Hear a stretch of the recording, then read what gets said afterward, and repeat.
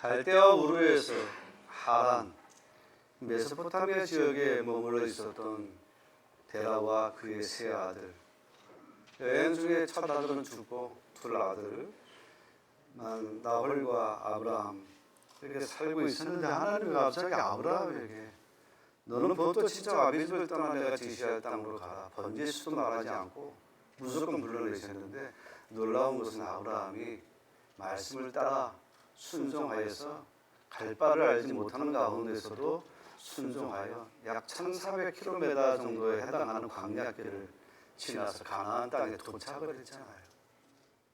그러면 범사가 잘 될 줄 알았어요. 왜?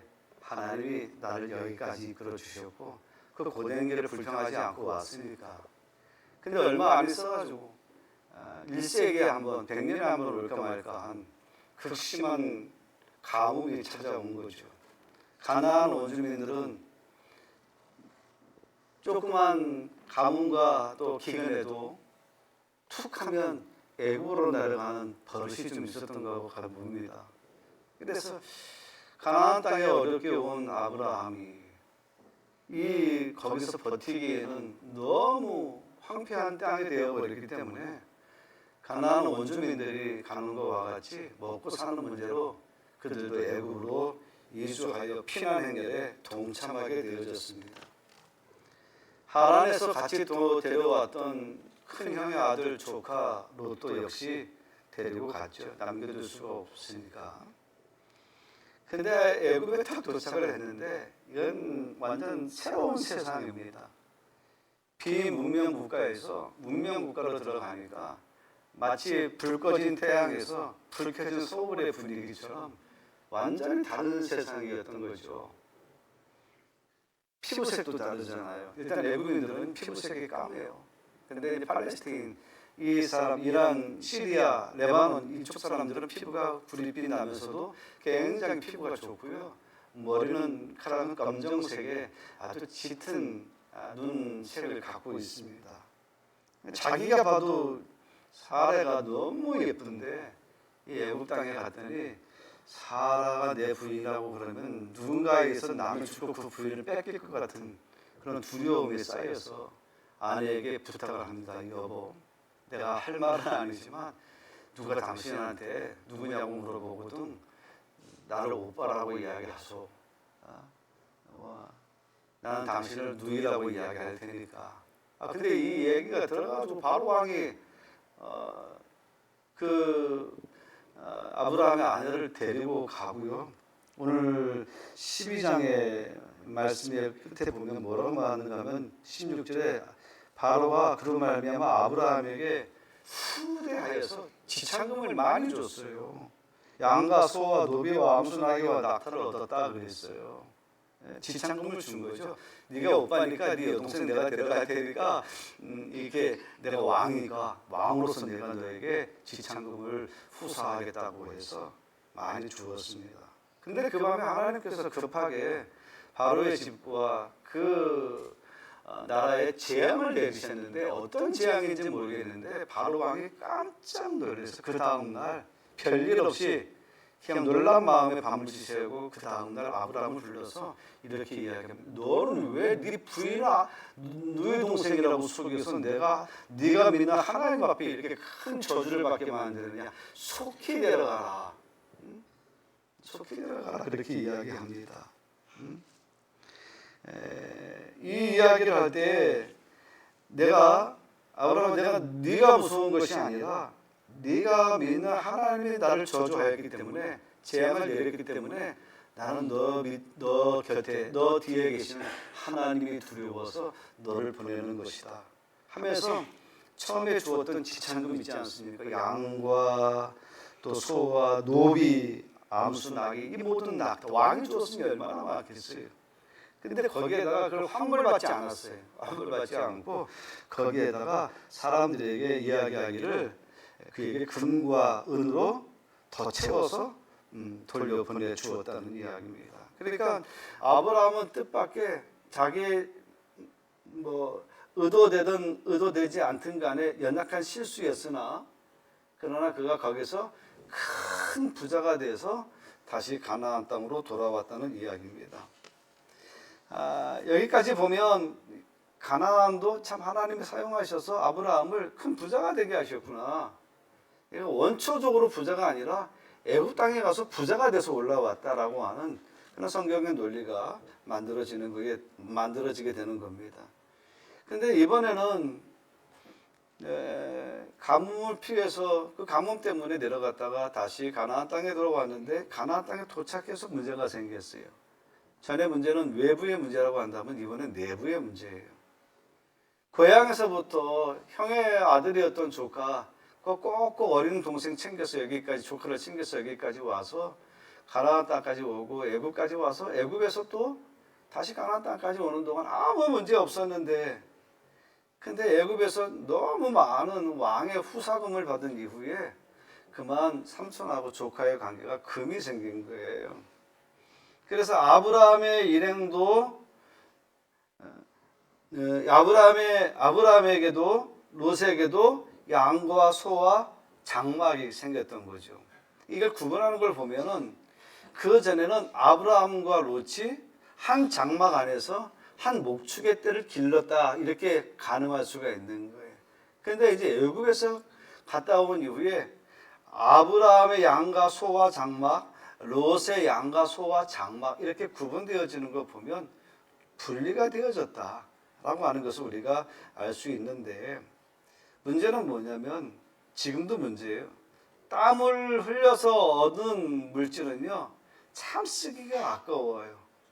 근데 여러분, 도박을 해서 갑자기 돈이 많이 생기면 헛배 부는 것처럼 돈을 쓰기가 쉬워지는 것이거든요. 예를 들면 이렇죠. 뭐 아버지가 용돈 준 거는 맞습니다. 근데 자기가 알바해가지고 번 돈을 절대로 안 씁니다, 여러분. 야, 아버지 엄마 위해서 치킨이라도 한 마리 쏴야지 절대 안 씁니다. 엄마 아빠가 사주기를 바랄 때까지 절대로 안 먹지. 왜? 내가 이 돈을 벌기 위해서 어떻게 벌었는데. 근데 문제는 아브라함과 조카 롯에게 있어서 그 임금이 애굽의 왕이 준 선물이 어떻게 보면 불로소득이잖아요. 갑자기 얻어진 로또와 같은 그런 소득이었기 때문에 오히려 가난할 때는 두 사람에게 문제가 없었는데 풍족해짐으로 인해서 두 사람 사이에 문제가 생겼어요.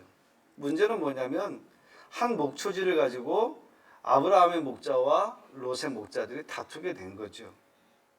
서로 먼저 가고 서로 쟁탈전을 벌이니까 처음에는 서로 양보하는 듯 하다가도 그 소유가 늘어나면 늘어날수록 다툼이 발생한 겁니다. 근데 문제는 그 목자들의 다툼보다는 그 주인들의 가치관에 문제가 있는 거예요. 가치관. 예를 들면 아브라함은 어떻게든지 간에 실수하고 연약하지만 하나님의 말씀대로 살아가려고 하는 마음의 자세를 가지고 있는데, 롯은 이 애굽 땅에 가가지고 너무 화려한 문명의 모습을 보고 와가지고 이 자본주의 정신이 들어온 거예요. 물질적인 풍요와 한마디로 말하면 그 풍요를 누리기 위한 돈 맛을 알게 된 거죠. 더 성공해야겠다. 더 많은 돈을 모아야겠다. 돈이 있으면 가난도 면할 수 있고 돈이 있으면 해결 못할 것이 없다라고 하는 철저한 자본주의 신념을 피로써 갖게 되어졌던 것입니다. 아니, 멀리 떨어져 있는 사람은 안 보면 그만이잖아요. 그런데 가까운데 엎어지면 코 닿을 만한 곳에 있는 사람들의 관계가 어긋나면 이거 얼마나 불편합니까? 여러분, 교회에서도 있잖아요. 관계가 불편하면 정말 힘들어요. 정말. 특히 또 목사와 관계가 불편하면 그 얼마나 힘들겠습니까? 40분, 50분 동안 그 얼굴 보는 동안 얼마나 지겹겠습니까? 얼마나 힘들겠어요. 안 들을 수는 없고 다른 게 가제리 그렇고, 또 목사는 또 불편한 성도를 앞에 두고 설교하는데 꼭 그렇게 쪼려보는 것 같아요. 너나 잘해라 이렇게. 그러게 이게 설교가 잘 안 돼요. 이게 웬만하면 이게 멘탈이 좋아야 되는데, 저같이 멘탈이 약한 사람은요, 불편하면은 몇 시간 내내 말씀을 전하면서도 준비한 것 자체가 준비한 것에 비해서 전달력이 사실 좀 떨어질 수밖에 없는 그런 현실적인 내용들이 있어요. 그래서 사람들은 그래요. 목사님 어떻게 목사님 100명에 100명 다 어떻게 좋아합니까? 그러지만 99명이 다 좋아하고 한 명이 나를 조금 관계가 불편하면 그 한 사람 때문에 사실 주일에 좀 마음이 좀 편치 않는 것은 또 사실이거든요. 그래서 많이 기도해요. 하나님 단 한 사람만이라도 불편함은 없게 하여 주옵소서. 불편함. 서로의 어긋남은 없게 하여 주옵소서. 부부간에도 그럴 수는 있지만 그래도 주여 우리의 관계가 속히 회복되어져서 주일이 목사에게는 최고의 정점인 날이 되게 하시고 성도들은 찾아와서 그날은 내가 위로받고 그날은 내가 치료받고 또 살아갈 소망을 얻는 시간 되게 하여 주옵소서. 이렇게 늘 기도하고 있습니다. 그런 면에 있어서 우리 성도 여러분들이 부족한 저를 많이 사랑해 주셔서 지금까지 잘 은혜 가운데 진행되어지고 있는데 남은 시간에도 우리 성도 여러분들은 부탁입니다. 우리 100%가 됩시다. 그러니까 순금 99.9% 80%의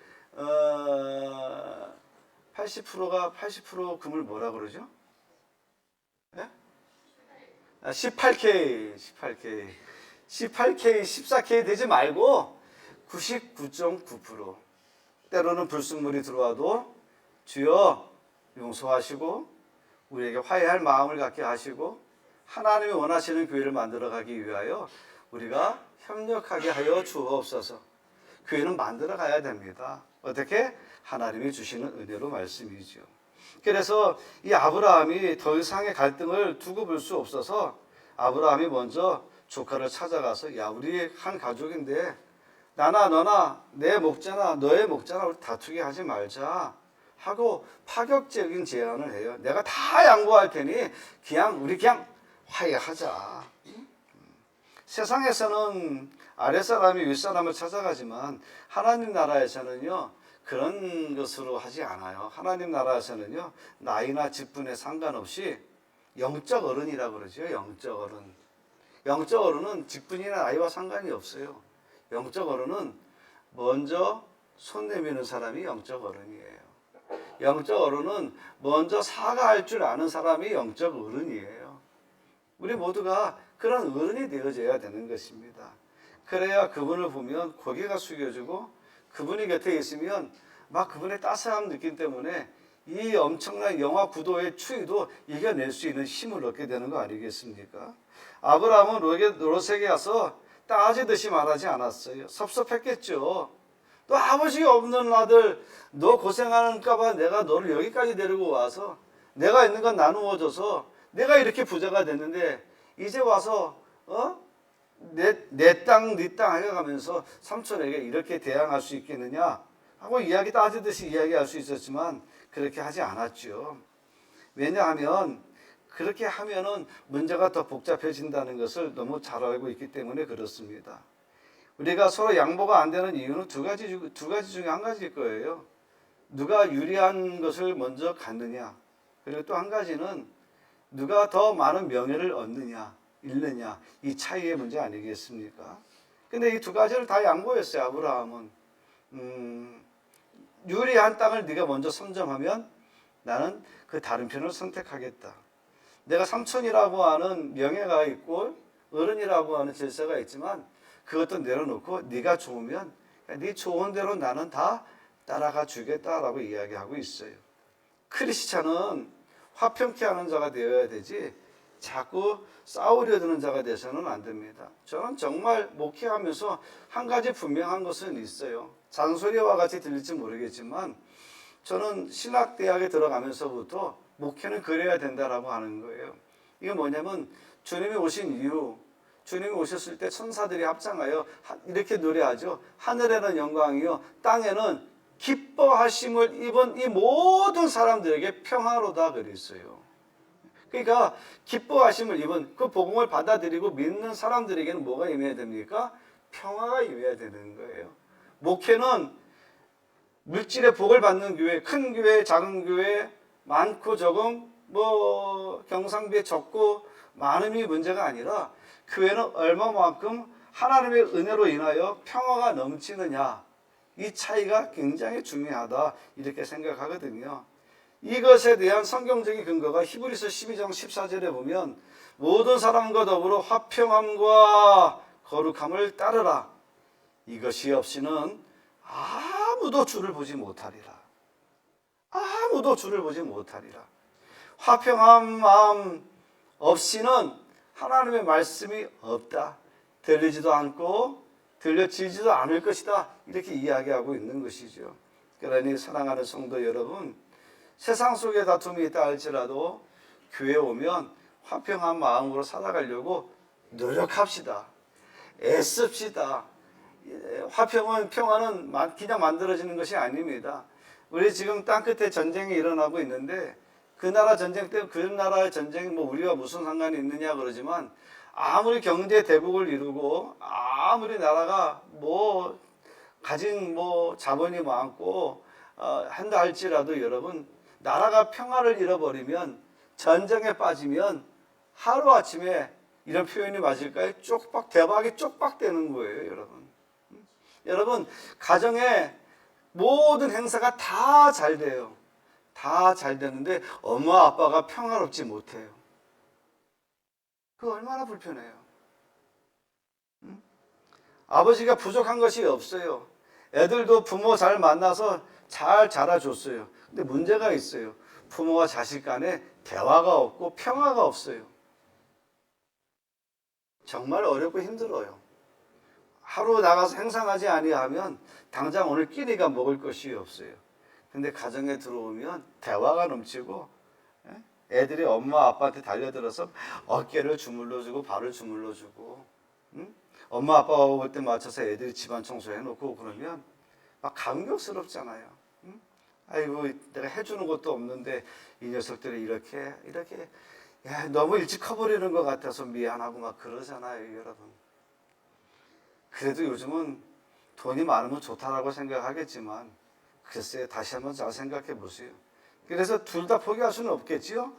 돈도 많아야 되겠지만, 그러나 돈이 가져다 주는 평화보다는 하나님이 주시는 우리에게 평화, 이 평화가 더 물질을 넘어서는 은혜가 있으시기를 주님의 이름으로 축원합니다. 그래서 아브라함이 그래요. 내 앞에 온 땅이 있지 아니하냐, 나를 떠나거라. 더 이상 우리가 같이 근처에 있어서 다투는 일이 없으면 좋겠다 하고 백지수표를 써서 줘버렸어요. 그래야 화목이 이루어진다는 걸 너무나 잘 알고 있기 때문에 그렇습니다.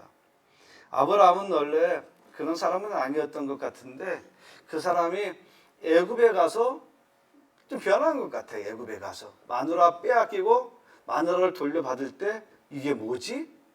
하나님이 저 애굽의 바로 왕을 저주하고 재앙을 내려서 내가 믿는 하나님이 두려워서 부인도 돌려주고 또 이렇게 부귀 영화까지도 돌려줄 정도면, 이야, 우리 하나님이 진짜 좋은 하나님이구나. 내가 얻어서 쟁취해서 얻는 복보다 하나님을 잘 믿으면 하나님께서 내가 생각지도 못한 것보다 더 많은 복을 주시는구나 라고 하는 것을 알고 있었던 것이죠. 그래서 내가 하나님의 이름으로 손해를 보면 하나님께서 갚아주실 것이다 라고 하는 믿음이 있었던 것입니다. 반면에 조카 롯은 어떻습니까? 이 조카 롯에게는요, 애굽의 신문물을 경험한 이후에, 야, 돈이 최고다. 사람이 성공해야 된다. 이거 투자해서 대박 나야 된다라고 하는 생각. 이 애굽의 그 문화, 문명의 그 자극이 계속해서 이 롯의 마음을 흔들어 놨던 것이죠. 그래서 뭐라고 말하는가 하면 창세기 13장 10절에 롯이 눈을 들어서 요단 지역을 바라보니까 온 땅에 물이 넉넉한데 그 땅이 마치 애굽 땅과 같았다라 그랬어요. 애굽의 땅이 얼마나 좋아 보였으면, 야, 이 땅 좋네가 아니라 이 땅이, 야, 애굽 땅과 똑같네. 야, 이 땅 가지면 정말 부귀 영화가 들어오겠네. 이 땅을 가지면 평생 굶어 죽지 않겠네 라고 하는 마음을 가진 거예요. 그래서 요즘 말로 말하면 이거 같아요. 이 지역에 보면 부동산 업자들이 있지 않습니까? 근데 어쩌다가 국토부 사무실 금고에 있는 신도시 혁신도시 개발 비밀 문서가 이것이 어떻게 이 지역 사업자, 지역 부동산업자 손에 온 거예요. 지금은 10만 원짜리인데 거기에 신도시가 개발이고 혁신도시가 들어오면 1,000만 원짜리가 될 수 있는 땅이에요. 그런 땅이 눈에 보이는 거예요. 근데 여러분, 그런 땅이 보이는데 의리, 동료, 동업, 또 뭐 부모, 형제 이 보일 것 같습니까? 잘 안 되는 거예요. 무조건 롯은요, 애굽 땅과 같은 그 땅을 선택할 수밖에 없는 거예요. 왜? 애굽의 땅에 그가 마음이 빼앗기 때문에 그래요. 우리가 세상 살아보면서 예수 믿는다고 하면서도 예수도 믿지만 물질도 믿잖아요, 여러분. 물질도 믿지만 예수도 믿잖아요.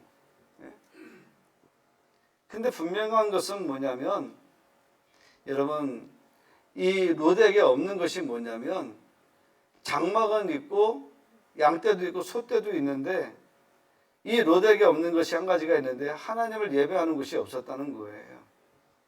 롯은 아브라함과 더불어 견줄 만한 거처할 장막이, 좋은 장막이 있었지만, 아브라함은 어디 가든지 간에 그 장막 안에 제단을 만들고 그 제단에서 여호와를 불렀는데, 롯은 어디를 가든지 간에 하나님을 불렀다라고 하는 이야기가 한 번도 없어요. 아브라함의 조카 롯, 아브라함으로부터 좋은 것도 배우고 나쁜 것도 보았겠지만, 나쁜 것은 버리고 좋은 하나님 앞에 예배의 자세는 배웠어야 되는데, 이 조카 롯은 저 하란에서부터 올 때부터 나중에 소돔과 고모라 멸망할 때까지, 이때까지 이 롯의 이야기가 계속 되어지는데 하나도 하나님 앞에 제단을 쌓았더라, 예배를 드렸다라고 하는 이야기가 없어요. 오히려 소돔과 고모라 성까지 문명과 문화를 찾아서 들어갔다가 그 땅에 천사들이 왔을 때 대접하는데, 그 동네에 있는 사람들이 와서 워낙 소돔과 고모라서의 동성애가 만연하는데 레즈비언들이, 같은 이성을 가진 사람들이 찾아와가지고 그 사람들을 내려놔라, 우리가 그 사람과 부적절한 관계를 갖겠다. 그랬더니 이 롯이 어떤 말을 하는가 하면, 애굽의 문화의 영향도 있었지만 소돔의 문화의 영향도 있었지만 애굽에서 본 것이 있었잖아요. 애굽은 타락한 성문화를 가지고 있었거든요. 그것을 봐서 그런지 몰라도 손님을 안 내놔주려고 나가서 문 열고 사람들한테 뭐라고 얘기하는 거면, 나한테 예쁜 딸이 둘이 있으니 데리고 가서 너희가 데리고 놀아라, 그렇게 이야기해요. 상관하지 않겠다, 내 딸 데리고 놀아라, 이 사람 돌아. 이게 할 말입니까? 그러니까 이 정신이 이 타락한 애굽의 문화와 타락한 이 소돔의 동성애 문화에 젖어서 자기가 무슨 말을 하는지 모르고 자기가 어떤 짓을 하는지 모르고 살아가고 있는 거예요. 그 이유가 뭐예요? 평생에 하나님의 자기 스스로 제단을 쌓아본 적이 없어요. 내 발로 하나님을 예배한 적이 없어요. 내가 은혜 받겠다라고 하는 심정으로, 사모하는 마음으로 예배를 드려본 적이 없어요.